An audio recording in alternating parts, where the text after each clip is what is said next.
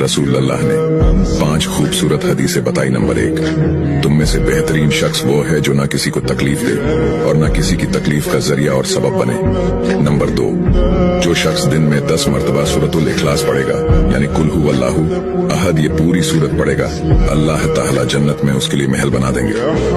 Number 3, जो शख्स हर फर्ज नमाज के बाद 1 मरतबा आयतुल कुर्सी पढ़ने का मामूल बनाएगा, तो उसके और जन्नत के दरमियान सिर्फ मौत का फासला होगा, यानी वो शख्स मरते ही सीधा जन्नत में जाएगा।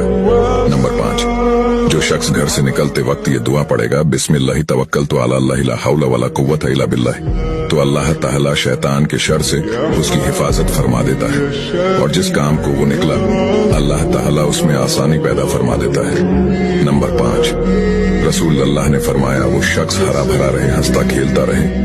जो शख्स मेरी हदीस सुने उसको महफूज रखे और उसको दूसरों तक पहुंचाए।